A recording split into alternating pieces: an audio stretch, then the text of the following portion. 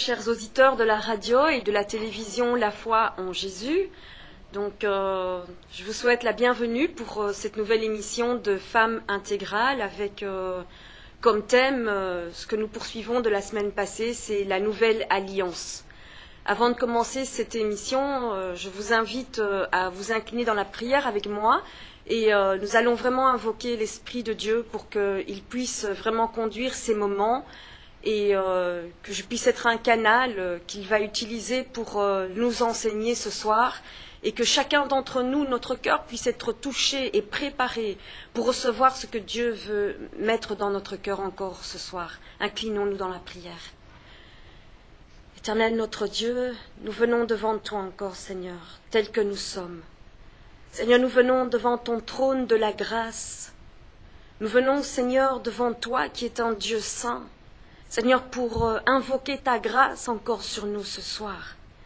Seigneur, après toute cette journée que nous avons passée, que ce soit au travail, que ce soit, Seigneur, certains au cours, que ce soit dans nos diverses, Seigneur, occupations de la journée, Seigneur, nous sommes là devant toi parce que, Seigneur, nous voulons que tu nous instruises encore, nous voulons que tu nous enseignes, Seigneur, par ton Esprit Saint.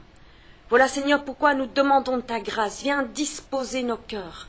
Viens disposer nos cœurs. Seigneur, viens toucher nos cœurs, Seigneur, encore ce soir, afin de déposer ce que toi, tu as prévu, Seigneur, afin ce que ton Esprit, Seigneur, veut nous enseigner. Seigneur, conduis-nous.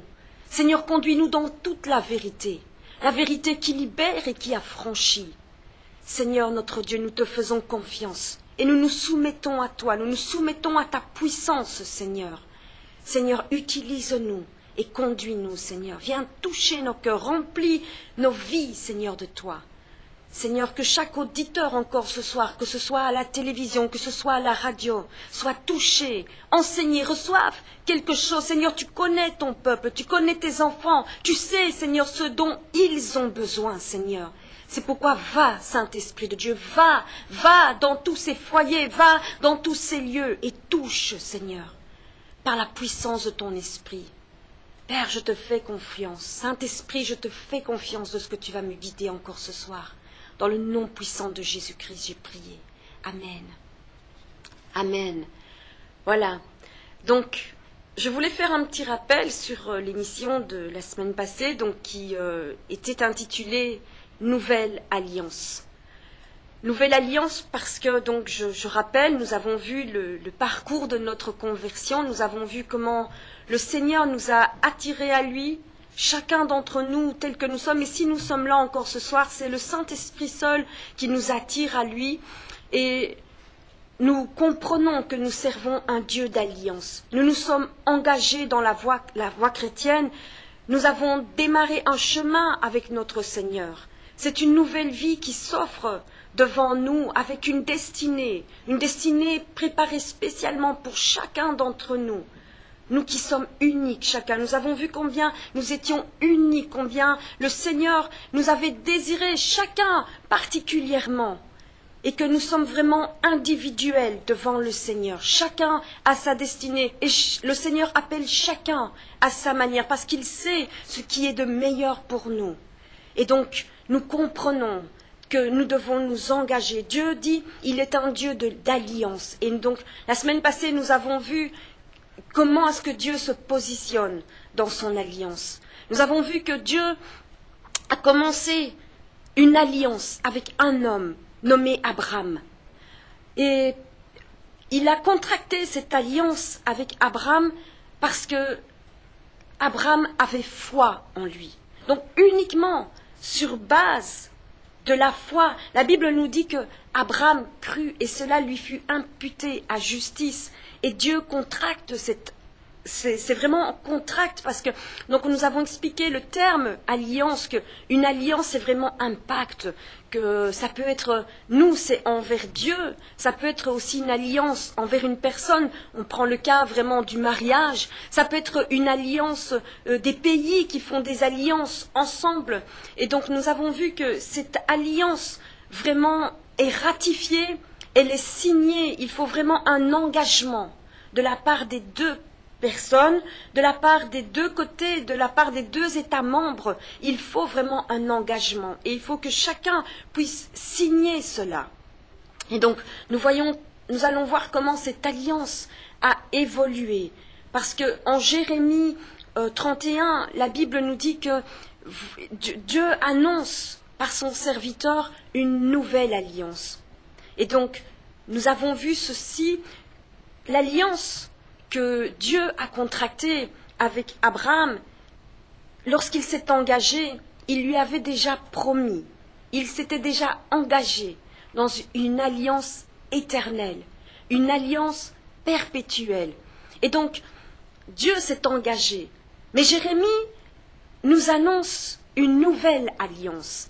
Et nous avons vu que Dieu n'a pas changé, en fait, ses propos. Dieu n'est pas revenu, Dieu ne s'est pas contredit sur son engagement. Il est Dieu.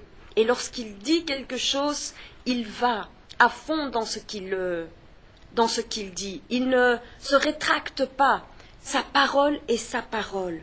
Son engagement est son engagement.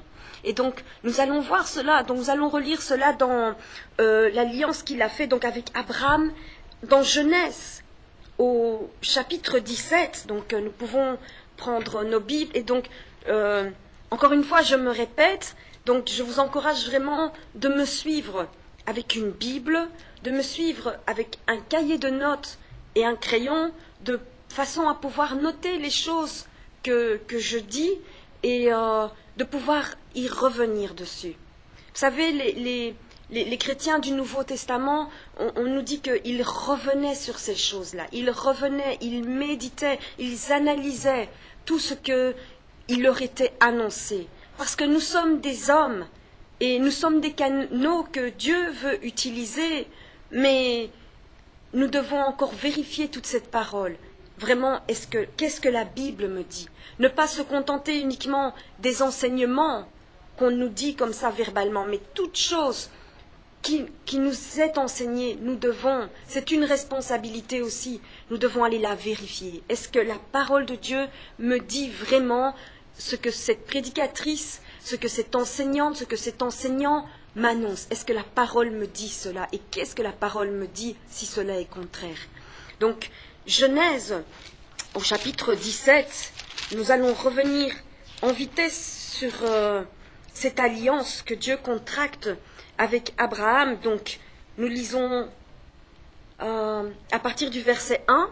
Donc, lorsqu'Abraham, donc à ce moment-là, il s'appelle encore Abraham, et nous allons voir que Dieu a changé son nom.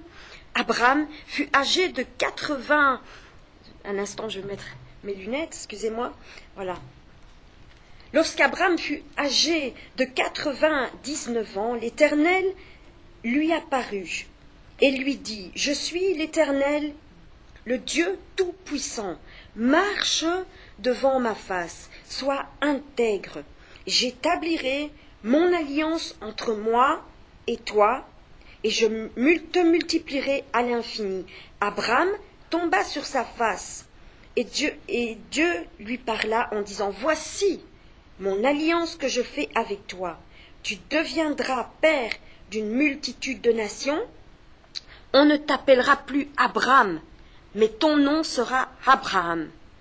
Car je te rends père d'une multitude de nations, je te rendrai fécond à l'infini. Je ferai de toi des nations, et des rois sortiront de toi. J'établirai mon alliance entre moi et toi, et tes descendants après toi, selon leur génération, ce sera une alliance perpétuelle, en vertu de laquelle je serai ton Dieu et celui de ta postérité après toi, etc., etc. Donc Dieu déjà se prononce une alliance perpétuelle de génération en génération. Lorsque Dieu contracte cette alliance avec Abraham, il lui dit ceci, il lui dit « Marche devant ma face et sois intègre ». Je ne vais pas dire que c'est une condition de l'alliance, parce que Dieu s'est engagé et il ne peut pas revenir là-dessus. Mais il dit Ça fait partie de l'alliance, si je peux dire comme ça. Marche devant ma face et sois intègre. Et donc nous savons que Abraham a marché avec intégrité et l'alliance a été perpétuée. Et à un certain moment, Dieu a dû rappeler le souvenir de l'alliance. Pourquoi? Parce que Abraham a marché d'une façon intègre. Abraham a cru dans les promesses de Dieu et cela lui a été imputé à justice.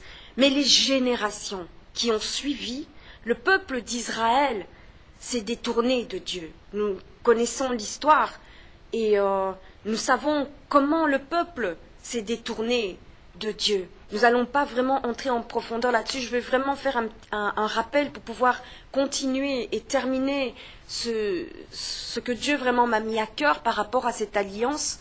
Donc, il fallait que Dieu, qui s'était engagé éternellement et qui prévoyait dans son alliance l'intégrité de celui avec qui il avait contracté, mais où il avait devancé les générations, mais qui s'était détourné, il fallait que Dieu, en fait, entre guillemets, trouve un moyen. C'est pas trouver un moyen, c'est les paroles d'une femme qui essaye d'exprimer, parce que Dieu ne trouve pas des moyens, dans le sens qu'il connaît tout d'avance. Donc c'est comme si Dieu savait à l'avance que le peuple qui allait suivre n'allait pas pouvoir en fait respecter cette alliance-là. Et voilà que, à un certain moment, Dieu se positionne au travers de la vie de Moïse pour rappeler cette alliance, pour dire en fait en quelque sorte à son peuple, si vous marchez dans mon alliance, ce n'est pas avec vous quelque part que j'ai contracté cette alliance, mais c'était au départ pour honorer la foi d'Abraham. Et donc nous voyons donc après cela dans Exode 19, où Dieu rappelle son alliance. Donc le peuple s'est détourné et Dieu, en rappelant cette alliance, donne comme un moyen au peuple en fait de revenir dans cette alliance. Donc Genèse chapitre 19, les versets 3 à 6. Moïse monta vers Dieu. Et l'Éternel l'appela du haut de la montagne en disant, « Tu parleras ainsi à la maison de Jacob, et tu diras aux enfants d'Israël, « Vous avez vu ce que j'ai fait à l'Égypte, et comment je vous ai porté sur les ailes d'aigle et amené vers moi. Maintenant, si vous écoutez ma voix, et si vous gardez mon alliance, vous m'appartiendrez entre tous les peuples, car toute la terre est à moi. Vous serez pour moi un royaume de sacrificateurs et une nation sainte. Voilà les paroles que tu diras aux enfants d'Israël. » Donc, voilà comment Dieu rappelle au peuple l'alliance qu'il a faite à Abraham. Et ici encore, de la même manière qu'il a dit en fait à Abraham, « Marche devant ma face et sois intègre », il dit au peuple, maintenant, si vous écoutez ma voix, et il y a ceci qui pèse encore dans l'alliance, puisque nous avons vu que l'alliance, il faut vraiment en fait l'engagement des deux parties. Donc Dieu s'engage dans sa fidélité, Dieu s'engage dans sa justice à perpétuité, Dieu s'engage à être le Dieu de ce peuple et à être aujourd'hui notre peuple à perpétuité. Mais nous avons vu que l'alliance, c'est vraiment un accord entre deux parties. Et donc, il faut aussi à ce moment-là que le peuple qui s'engage, ou qui veut en tout cas cette alliance, qui la désire, il faut que ce peuple aussi s'engage. Et son engagement était pour Abraham de marcher avec intégrité devant la face de Dieu. Et pour ce peuple d'Israël, c'était « si vous écoutez ma voix ». Si vous écoutez ma voix. Si vous écoutez mes directives, si, en quelque sorte, en fait, si vous me faites confiance, c'est la même chose, en fait. De la même manière que Dieu a fait cette alliance parce que Abraham avait fait confiance à Dieu. Eh bien, Dieu, c'est toujours cette alliance, en fait, qui revient à la foi. La foi. Si tu écoutes Dieu, c'est parce que tu as foi en Dieu. C'est parce que tu crois dans ce qu'il dit, tu crois dans ses promesses. Et donc ceci, en réalité, si on comprend bien tout cela, c'est à cause de ta foi, à cause de votre foi. Ceci-là que aujourd'hui nous pouvons catégoriser comme des directives, des commandements, des tu feras ceci, des tu feras cela. En réalité, si nous comprenons aujourd'hui, nous, chrétiens, de notre siècle, ceci que Dieu posait au peuple, c'était vraiment si tu as foi en moi. Et qu'est-ce qui faisait que finalement, malgré le fait que Dieu, donc parce qu'il rappelle ce qu'il a fait à l'Égypte, il rappelle tout ce que vous vous étiez détourné de moi. Vraiment, vous avez bafoué mon nom. Vous avez bafoué. C'est vous qui avez rompu l'alliance. Ce n'est pas moi, Dieu, c'est vous qui avez rompu l'alliance. Vous êtes allés à d'autres dieux alors que je vous donnais tout. Alors que je faisais tout pour vous. Vous êtes allés à d'autres dieux. Mais voici, comme j'ai fait cette alliance avec Abraham et que cette alliance est perpétuelle, moi, Dieu, je ne peux pas revenir. Je ne peux pas revenir dessus. Mais en quelque sorte, je vous donne, vous, le moyen de revenir dans cette alliance. Parce que ce n'est pas moi qui me suis détourné. C'est vous qui avez écarté mon alliance. C'est vous qui avez rompu l'alliance. Mais je vous donne ce moyen de revenir dans l'alliance. Si vous écoutez ma voix. Et donc, nous allons voir que comment le peuple de Dieu, malgré tout cela, est revenu d'abord au Seigneur, mais par après c'est encore détourné. C'est encore détourné. Et tout le livre de l'Ancien Testament nous montre toujours en réalité comment Dieu ramène son peuple dans l'alliance. Donc Dieu ne rejette pas en disant que voilà, c'est vrai, je m'étais prononcé comme ça. Mais puisque vous avez fait cela, eh bien non, je me détourne de cela. Et j'aime beaucoup ce verset dans Malachie qui dit que, je ne sais pas si on peut le lire, attendez, c'est Malachie 3 je crois.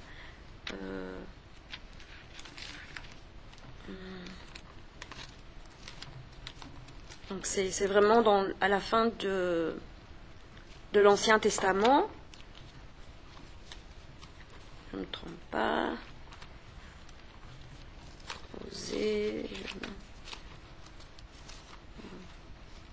Voilà, le dernier livre de l'Ancien Testament.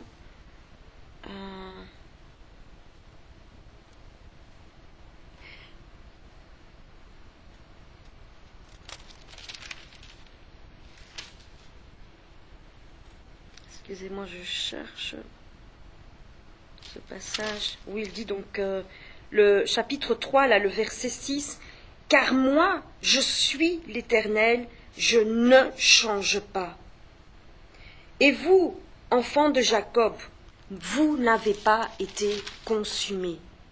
Depuis les temps de vos pères, vous vous êtes écartés de mes ordonnances. Vous ne les avez point observées. Revenez à moi, et je reviendrai à vous, dit l'Éternel des armées. Et vous dites, mais en quoi ? Etc., etc., etc. Donc, Dieu dit, car moi je suis l'Éternel, et je ne change pas. Et d'ailleurs, vous le voyez, vous n'avez pas été consumés. Donc, en fait, dans tout ce que vous avez fait, vous auriez dû être consumés, mais vous n'avez pas été consumés. Parce que moi, je suis l'Éternel, et je ne change pas. Je ne peux pas revenir sur ma parole. Et il y a ce verset qui dit donc, dans un moment de colère, je me suis détourné de toi, mais d'un amour éternel, d'une tendresse éternelle. Oh, alléluia. D'un moment, si nous pouvons vraiment comprendre là, vraiment où je veux vous amener cette relation avec Dieu. Lorsque nous nous engageons avec Dieu, lorsque nous faisons un pas dans la foi pour dire « Seigneur Jésus, je te reconnais comme mon Seigneur et Sauveur. Je t'invite à venir régner en moi dans ma vie. Je t'invite à venir régner dans mon cœur. » Lorsque nous avons fait ce pas-là, c'est le pas d'entrer dans la nouvelle alliance. Et Dieu ne se retire pas. Dieu ne se retire pas. Une fois que nous avons contracté cette alliance avec Dieu, il ne se retire pas. C'est nous, puisqu'il dit au verset 7, donc depuis le temps de vos pères, donc c'est pas quelque chose de nouveau. C'est pas quelque chose de nouveau. Mais j'ai toujours pourvu à ce que vous reveniez à moi. À ce que vous reveniez à moi. Et donc, à un certain moment, nous voyons dans le livre de Jérémie 31, nous allons prendre ce livre, Jérémie 31,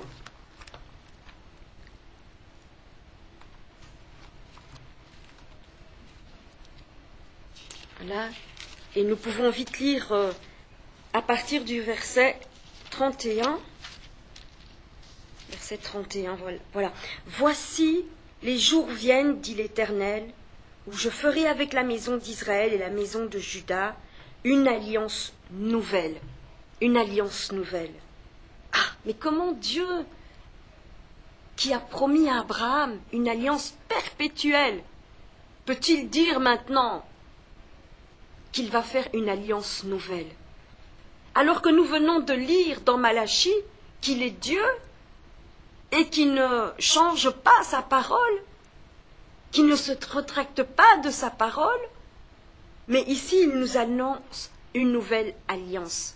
Et donc, au début quand je lisais ça, je me disais donc ça veut dire quoi? Dieu va revenir sur des choses qu'il nous a promis.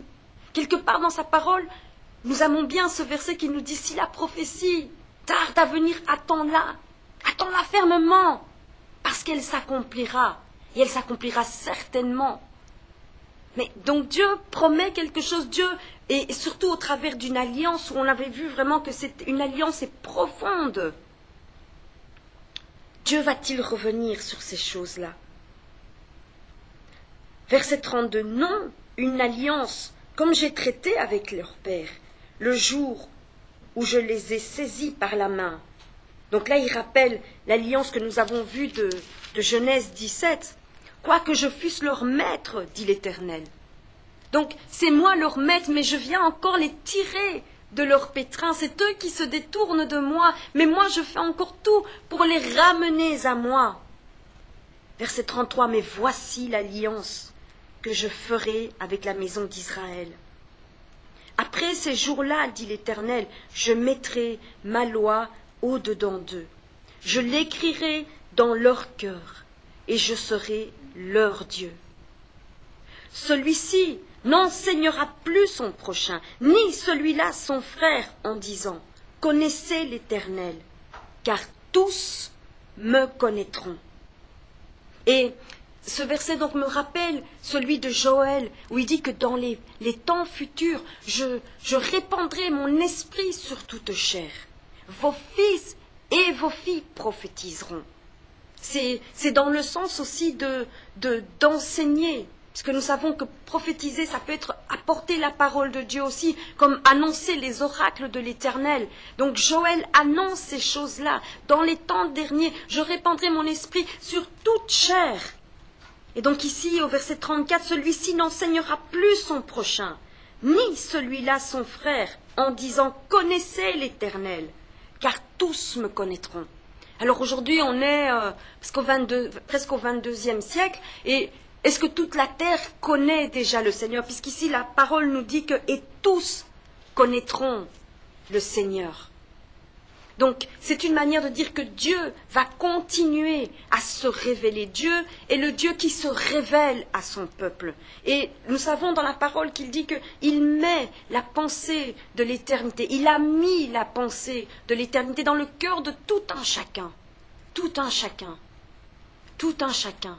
Même celui qui se dit athée, qui dit « je ne crois pas en Dieu », je sais que dans son cœur, il y a la pensée de l'éternité. Et quand nous disons la pensée de l'éternité, c'est en réalité la pensée de Dieu, puisque c'est Dieu qui est éternel. Il s'appelle l'Éternel. Donc la pensée de l'Éternel, c'est la pensée de Dieu.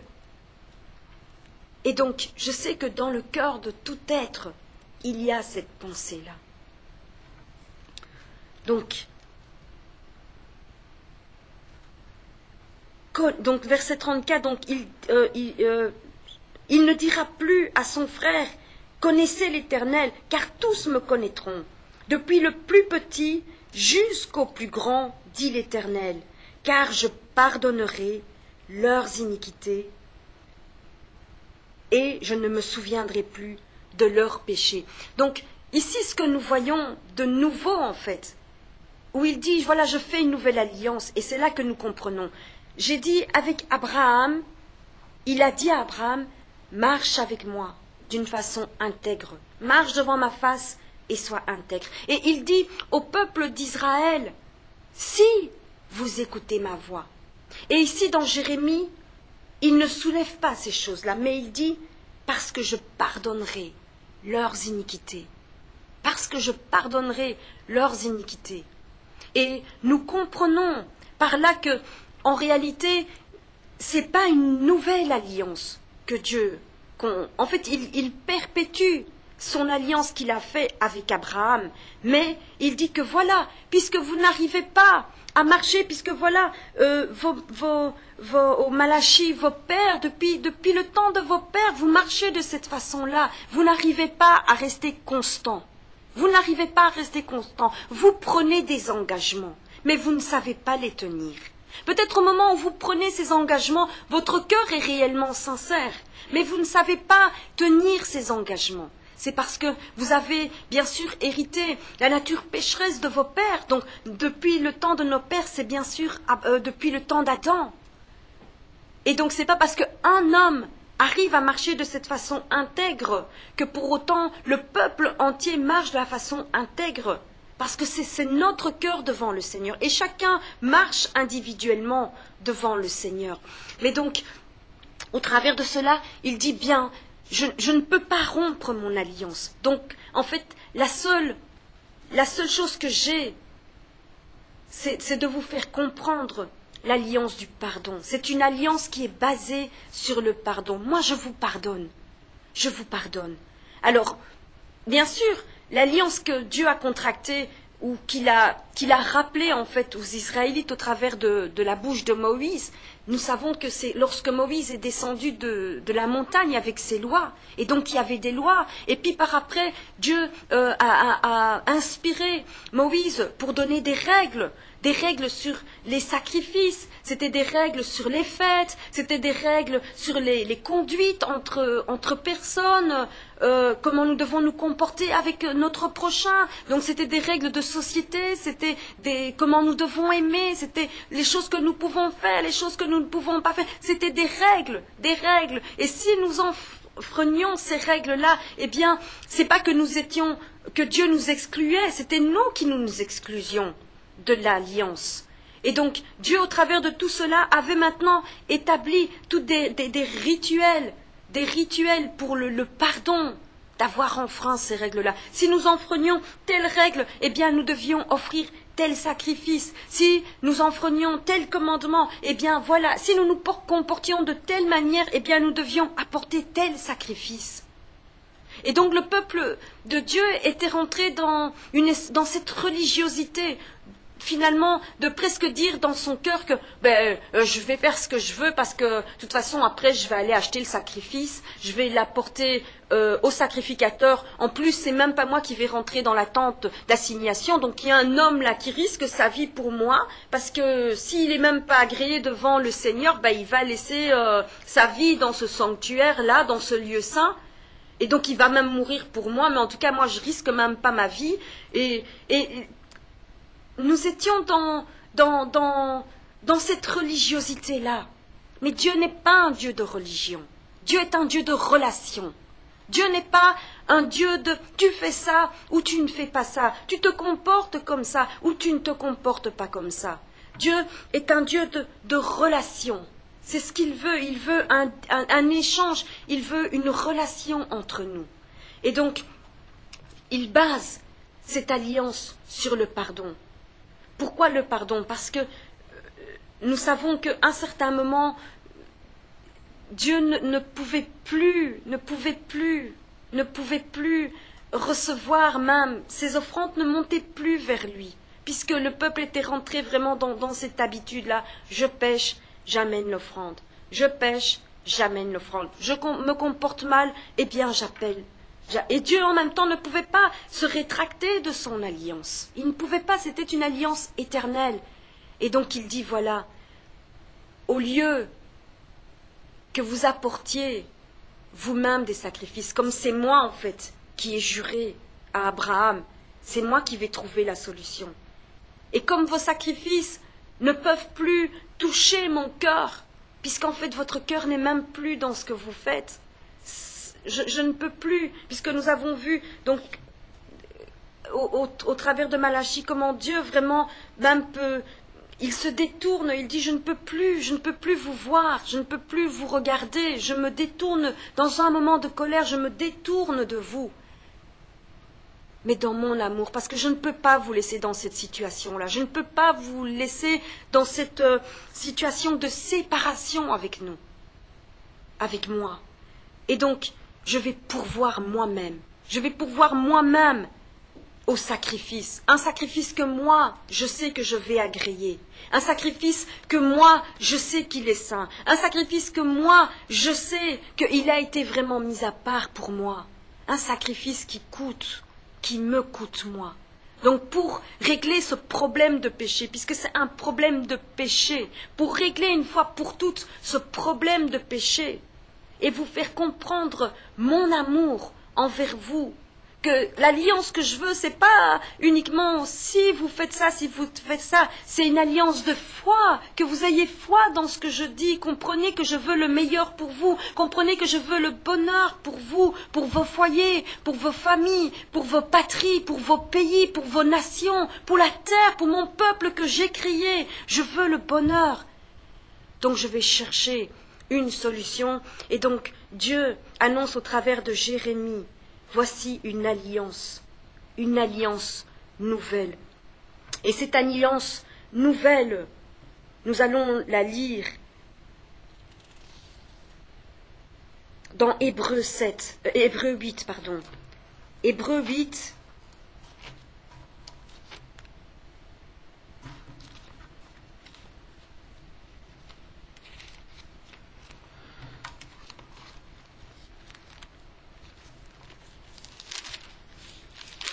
Excusez-moi, je n'ai pas ma Bible, alors on sait plus ou moins où ça se trouve, mais quand ce n'est pas notre Bible, on ne manipule pas de la même manière. Hébreux chapitre 8, le verset 7, voilà. Donc l'apôtre explique ceci. En effet, si la première alliance avait été sans défaut, il n'aurait pas été question de la remplacer par une seconde. Donc, c'est comme si l'apôtre dit d'abord maintenant, voilà, non, il y avait une ancienne alliance, et puis maintenant on la remplace par une autre alliance. Or, je viens d'expliquer que non, Dieu ne revient pas sur ces choses-là.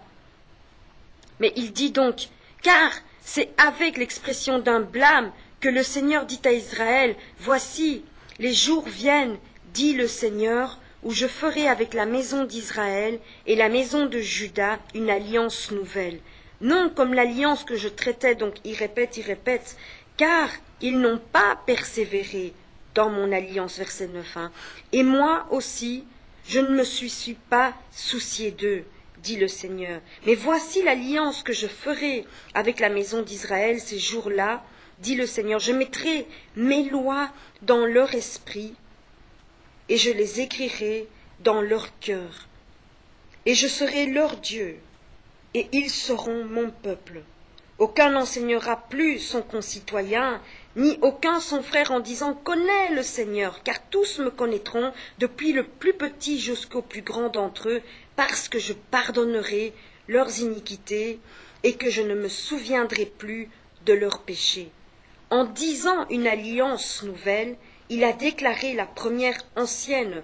Or, ce qui est ancien, c'est ce qui a vieilli, et ce qui a vieilli est ce qui est prêt à disparaître. Donc,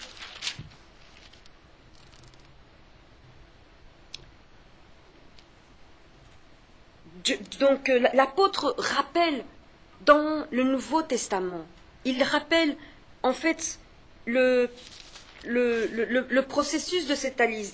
Et ce que je voulais souligner dans ce passage-là, c'est il dit, et moi aussi, je ne me suis pas soucié d'eux. Je ne me suis pas soucié d'eux. Et c'est ça qui... Mais alors pourquoi? Si Dieu ne se soucie pas d'eux, mais pourquoi est-ce qu'il veut perpétuer cette alliance-là? Et donc nous avons vu au début, c'est uniquement à cause d'Abraham. Parce qu'il s'est engagé, c'est à cause de lui en fait. C'est à cause de lui-même, parce qu'il s'est engagé envers Abraham. Il a donné sa parole et il ne peut pas revenir sur sa parole. Et donc, nous savons que Jésus-Christ, quand il a préparé la Pâque, donc nous allons prendre là dans le livre de Jean,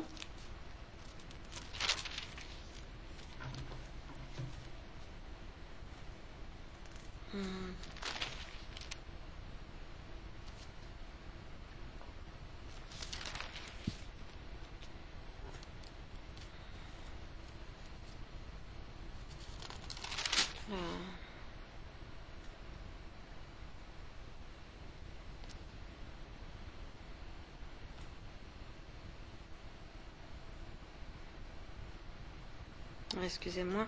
Donc, lorsque Jésus est est occupé en fait à préparer la Pâque, avant d'aller à la croix de Golgotha, il présente la table et il dit au peuple, voici, ceci est mon sang. Ceci est mon sang, c'est le sang de la nouvelle alliance, le sang qui a été versé pour vous.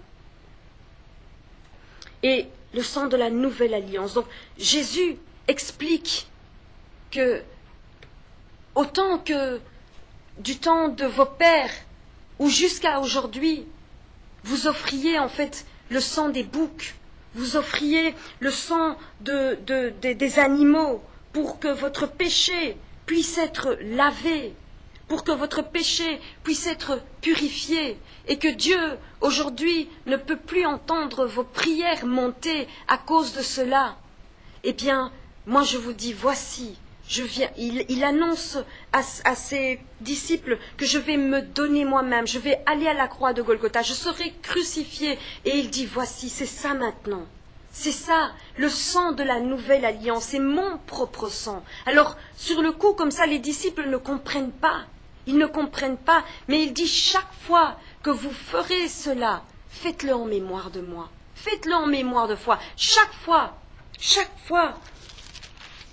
Et ce que je voulais lire donc dans ce truc, le texte de Jean, au chapitre 17, où Jésus-Christ donc est sur la croix. Parce que je ne veux pas aller vraiment en profondeur dans ces choses-là, mais il faut que je revienne dessus. Il dit donc au chapitre 17, donc c'est après avoir ainsi parlé, Jésus leva les yeux au ciel et dit, l'heure est venue, glorifie ton Fils, afin que ton Fils te glorifie, selon que tu lui as donné pouvoir sur toute chair, afin qu'il accorde, donc que le Fils accorde la vie éternelle à tous ceux que tu lui as donnés. Or, la vie éternelle, c'est qu'ils te connaissent, toi, qui es le vrai Dieu. Jésus est celui que tu as envoyé, Jésus-Christ. Je t'ai glorifié sur la terre, j'ai achevé l'œuvre que tu m'as donnée à faire. Et maintenant, toi, Père, glorifie-moi auprès de toi-même, de la gloire que j'avais auprès de toi avant que le monde fût. J'ai fait connaître ton nom aux hommes que tu m'as donnés du milieu du monde. Ils étaient à toi et tu me les as donnés, et ils ont gardé ta parole. Maintenant, ils ont connu que tout ce que tu m'as donné vient de toi, car je leur ai donné les paroles que tu m'as données. Et ils les ont reçues, et ils ont vraiment connu que je suis sorti de toi. Et ils ont cru que tu m'as envoyé.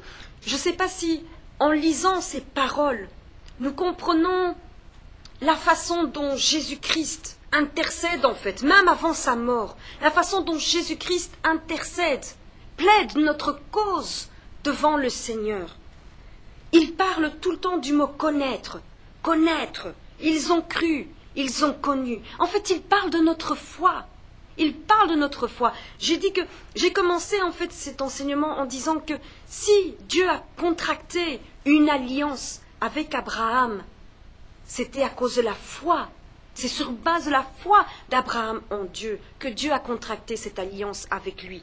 Et ici, Jésus-Christ à la croix dit que voilà, Seigneur, ils ont gardé ta parole. Est-ce que vraiment, honnêtement, dans notre cœur, nous gardons la parole de Dieu? Est-ce que vraiment les disciples qui ont marché avec Jésus-Christ ont gardé la parole de Dieu? Il dit maintenant, ils ont connu que tout ce que tu m'as donné vient de toi. Est-ce que réellement, mais nous voyons cette intercession de Jésus à l'agonie, où il dit, il répète encore, donc, à la fin du verset 8, « Et ils ont cru que tu m'as envoyé. » Où est-ce que Jésus va chercher cette foi? Quand nous voyons même comment les apôtres ont marché, eh bien les apôtres vont nous l'expliquer plus tard, où ils diront, où Jésus a expliqué plutôt cette foi, et les apôtres reviendront dessus plus loin. Si tu as la foi, même comme un grain de sénévé, tu diras à cette montagne, ôte-toi de là, et va. Si tu as la foi. Donc Jésus, chaque fois qu'il a marché avec ses disciples, a pu percevoir un brin de foi, un petit grain de foi. Eh bien, il s'est saisi de ça. Il s'est saisi de ça pour le porter devant le trône de Dieu, pour dire que non, ils ont cru. Ils ont entendu, ils ont cru. Et ils se sont accordés. Verset 9, il dit maintenant, donc, c'est pour eux que je prie. Je ne prie pas pour moi, parce que tu m'as tout donné. Je ne prie pas, pour le monde, mais pour ceux que tu m'as donnés, parce qu'ils sont à toi. Et tout ce qui est à moi est à toi, et ce qui est à toi est à moi. Et je suis glorifié en eux. Je ne suis plus dans le monde, et ils sont dans le monde, et je vais à toi. Père Saint, garde en ton nom ceux que tu m'as donnés. Donc, Père Saint, garde en ton nom, c'est souviens-toi de cette alliance, souviens-toi de cette alliance, afin qu'ils soient un comme nous, etc., etc., etc. Donc, je comprends vraiment, au travers de cette intercession de Jésus, le soulèvement de la foi, l'importance de la foi dans l'alliance. Je disais que c'est vrai, quand nous voyons Exode, où Dieu dit si, où il dit même au peuple, si tu écoutes ma voix, si tu gardes mes commandements, et nous voyons dans le livre de Deutéronome, si, voici je mets devant toi, choisis. Mais au travers de tout cela, c'est la foi. Parce que si nous croyons, nous allons vraiment appliquer ce que le Seigneur nous demande de faire. C'est même pas appliquer en fait, c'est vivre pour lui, c'est vivre pour lui être agréable, c'est avoir son amour dans nos cœurs. Et donc, nous devons réaliser vraiment que aujourd'hui,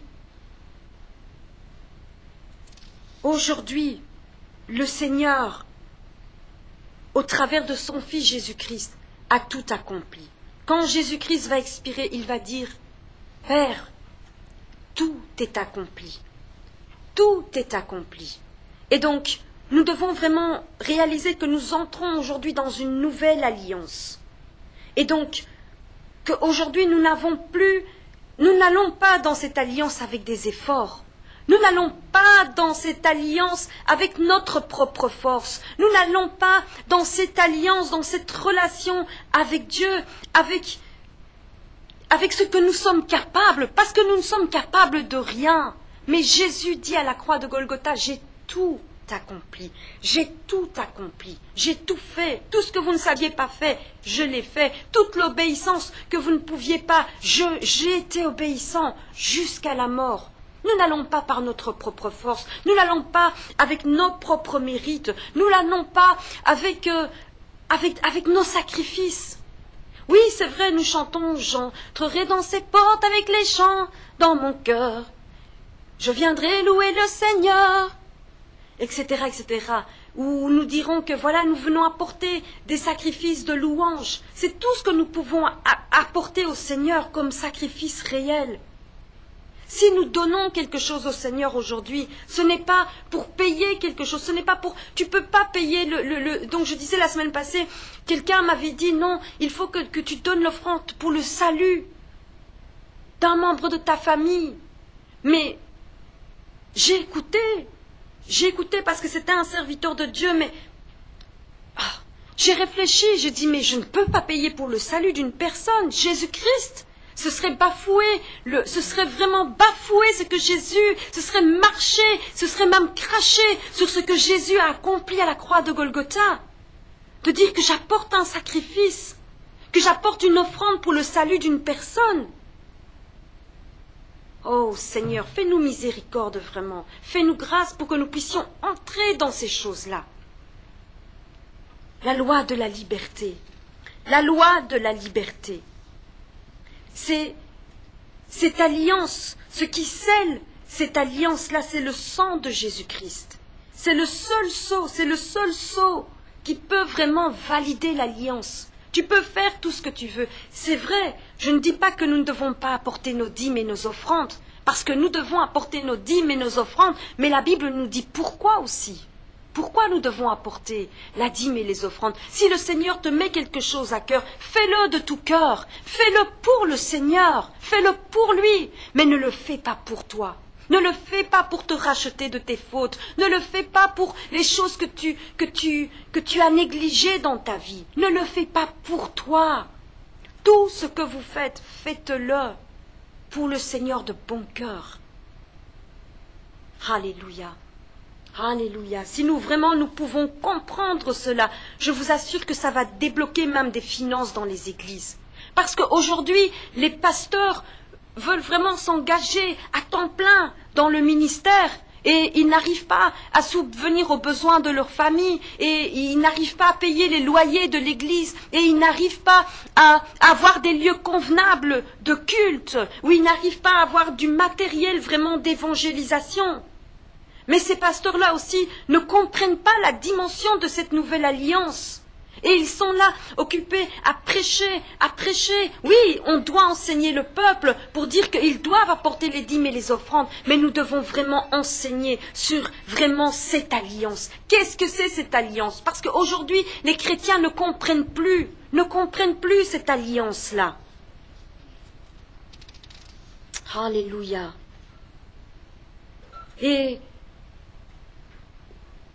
pour aller vers un mot de la fin quand même, parce que je vois que j'ai encore développé vraiment ce que j'ai expliqué la semaine passée. Donc, il y a une alliance. L'alliance est un pacte. Il y a un sceau de l'alliance. Ce sceau, c'est le sang de Jésus-Christ aujourd'hui. C'est le sang de Jésus-Christ.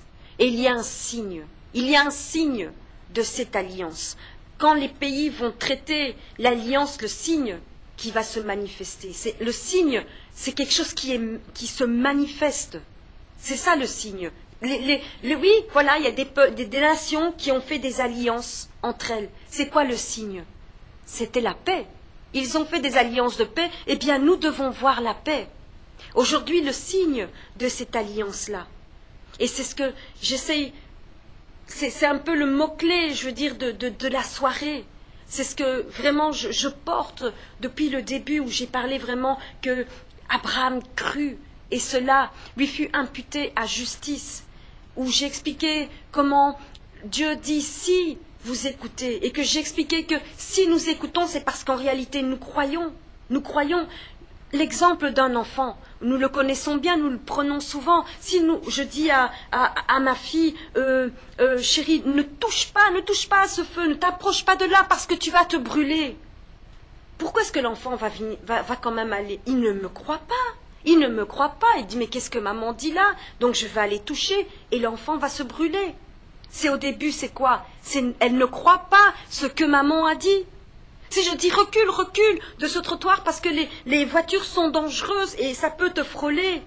Mais si elle ne me croit pas, elle peut se faire écraser. Donc, lorsque nous écoutons quelqu'un, nous devons comprendre que ce signe de l'alliance, c'est la foi. C'est la foi. L'alliance que tu fais avec Dieu aujourd'hui, ne consiste pas dans des rituels. Oui, nous devons, au travers de notre relation, développer, nous allons le voir d'ailleurs même parce que cette façon de vivre va en fait développer, puisque je parle bien que la plaidoirie de Jésus-Christ à la croix de Golgotha, quand il disait ils ont cru, et qu'on a analysé en fait la vie des disciples et on se dit mais où est-ce que Jésus a été trouvé cette foi dans le cœur des disciples? Il suffit d'un grain de sénévé de foi pour que cela puisse aussi nous être imputé à justice. Et ce signe de l'alliance, donc c'est notre foi. Et ce signe de l'alliance, notre foi aussi, va nous permettre, en fait, maintenant, comment je peux expliquer ça?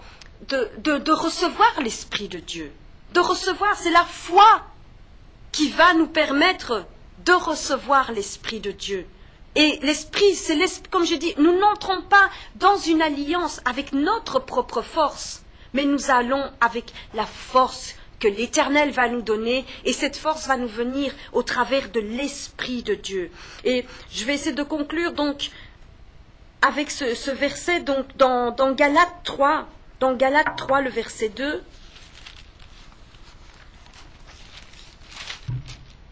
Galates 3, le verset 2.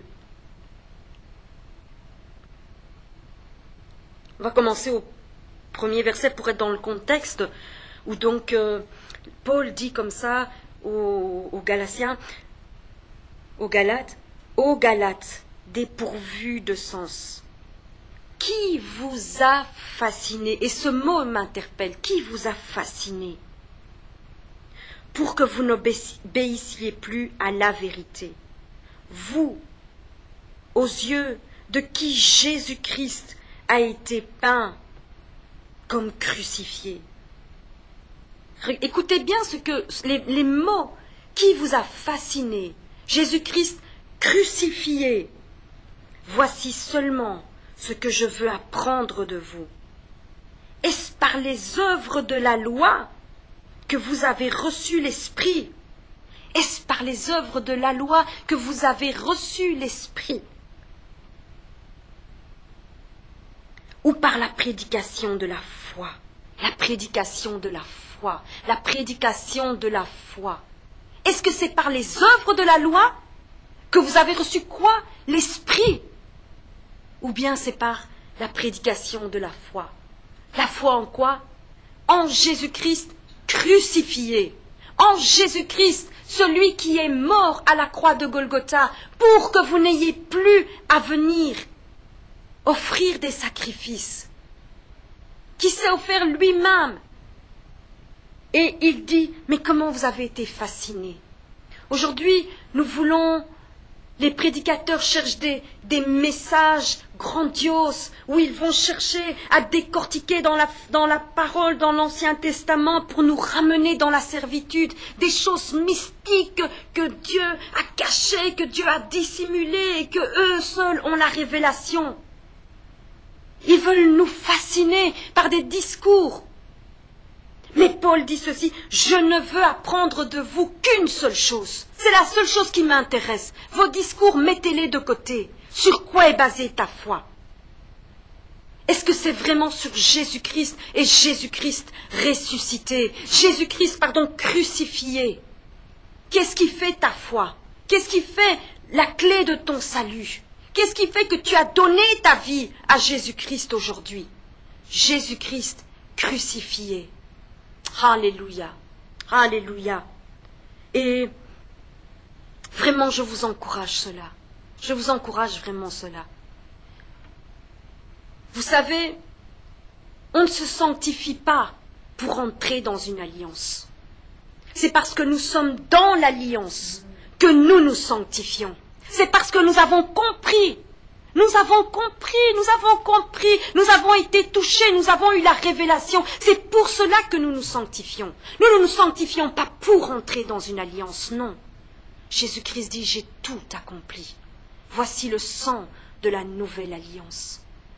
Chers auditeurs de la radio, de la télévision, vraiment que le Saint-Esprit puisse se révéler. Parce que même les choses que je vous enseigne, il n'y a que le Saint-Esprit qui peut vous révéler ces choses-là. Ce que je vous dis, ce sont des paroles, mais que vraiment par l'esprit de vie, cela devienne vraiment la vie en vous, que cela devienne vraiment le réma au-dedans de vous. Et vous allez voir comment il est facile d'aimer le Seigneur, comment il est facile de servir le Seigneur, combien il est facile de compter sur le Seigneur. Lorsque nous avons compris cette dimension-là, je me sanctifie parce que je suis dans l'alliance. Et nous verrons lors des prochaines émissions, c'est quoi cette sanctification? En quoi consiste cette sanctification? Nous allons nous incliner dans la prière, encore une fois ce soir, et méditer vraiment, méditer encore ces paroles-là, méditer tous ces versets. Allez voir encore plus loin, là où je ne vous ai pas amené. Allez-y, allez avec l'Esprit de Dieu. La Bible nous dit que cette alliance, justement, consiste à ce que nous soyons enseignés nous-mêmes par le Saint-Esprit. Père de gloire, Père de vérité, Dieu de justice et de droiture. Seigneur, c'est toi qui te révèles aux hommes, c'est toi qui te révèles aux hommes, Seigneur. Seigneur, c'est toi qui agis dans nos cœurs pour nous attirer à toi. Seigneur, nous avons besoin de toi, nous avons besoin de cette vérité. Seigneur, tu dis la vérité, vous la connaîtrez et elle vous affranchira. Seigneur, nous voulons être libres de nous-mêmes. Nous voulons être libres de nous-mêmes. Nous voulons être libres de nos raisonnements. Nous voulons être libres, Seigneur, de nos pensées, de nos forteresses, Seigneur. Et nous voulons, Seigneur, que toutes nos pensées soient amenées, rendues captives à l'obéissance de Jésus-Christ par la puissance de ton esprit. Seigneur, manifeste-toi encore, enseigne-nous. Seigneur, c'est la foi vient de ce qu'on entend, et ce qu'on entend vient de la parole de Dieu. Et si nous avons la foi comme un grain de sénévé, Seigneur, nous avons la clé du salut. Si tu crois, tu verras la gloire de Dieu. Crois en moi, tu seras sauvé. Toi et toute ta famille. Seigneur, nous avons besoin. Tu as mis cette foi en nous. Fais-la surgir. Attire nos cœurs à toi. Attire nos cœurs à toi. Attire nos cœurs à toi, Seigneur. Seigneur, sans toi, nous ne pouvons même pas venir à toi. Seigneur, que ta puissance de ton amour, Seigneur, se manifeste encore dans nos cœurs, dans nos esprits, au nom puissant de Jésus-Christ. Seigneur, reçois toute la gloire et la louange qui te reviennent. Toi qui es Dieu pour l'éternité. Au nom de Jésus-Christ, j'ai prié. Amen. Amen. Alléluia. Oh, gloire à toi, Seigneur. Alléluia. Alléluia. Oh, Saint-Esprit de Dieu. Saint-Esprit de Dieu, je prie là encore, Seigneur, alors que cette émission s'est clôturée, Seigneur, que tu touches et convaincs, Seigneur. Seigneur, particulièrement, Seigneur, ceux qui enseignent ta parole. Seigneur, ceux qui prêchent ta parole, Seigneur, ceux qui conduisent les peuples, Seigneur, ceux dont tu te sers, Seigneur, ceux qui sont ta bouche, Seigneur. Seigneur, sers-toi d'eux encore. Seigneur, révèle-toi à eux, ramène-les, Seigneur, dans cette vérité, afin qu'ils ne se positionnent plus, Seigneur, devant le peuple pour les fasciner, comme dit Paul aux Galates. Non pas pour les fasciner, Seigneur, mais pour les amener dans la loi de la liberté, pour les amener dans la parole qui va les libérer, qui va les affranchir, qui va les amener dans cette relation personnelle avec toi. Seigneur Père, je prie, alors qu'ils ne me voient pas, alors qu'ils ne m'entendent pas, Seigneur, révèle-toi à eux. Seigneur, que leur raisonnement, Seigneur, soit secoué au-dedans d'eux, Seigneur. Ceux qui ont enseigné des choses, Seigneur, qui n'étaient pas conformes à ta parole. Seigneur, qu'au travers même de ce que j'ai enseigné ce soir, éternellement Dieu, tu te saisisses d'eux, Seigneur. Tu les ramènes, Seigneur, dans la vérité, Seigneur, et qu'ils puissent, Seigneur, se repentir même eux-mêmes devant leur peuple, qu'ils puissent se repentir même devant toi et devant les personnes qu'ils ont enseignées pour fasciner, Seigneur, et être maintenant ces outils que tu vas utiliser pour affranchir, libérer ton peuple, Seigneur. Ô Éternel, souviens-toi, souviens-toi, Éternel mon Dieu, souviens-toi, Éternel mon Dieu. Révèle-toi, révèle-toi, tu es le Dieu qui se révèle, tu es le Dieu qui se révèle, Seigneur. Révèle-toi à chacun d'eux, dans le nom puissant de Jésus-Christ, dans le nom puissant de Jésus-Christ. Et je prends autorité maintenant, je prends autorité sur tout esprit de raisonnement, par rapport à cette parole. Je brise ces raisonnements, je me positionne et je brise ces raisonnements humains, je les brise au nom de Jésus. Et que ta pensée touche ce prédicateur maintenant. Que ta pensée touche ce prédicateur, Seigneur. Oh, qu'il ait l'humilité, Seigneur, Seigneur, de revenir même sur ses paroles, de revenir même sur ses enseignements. Et de...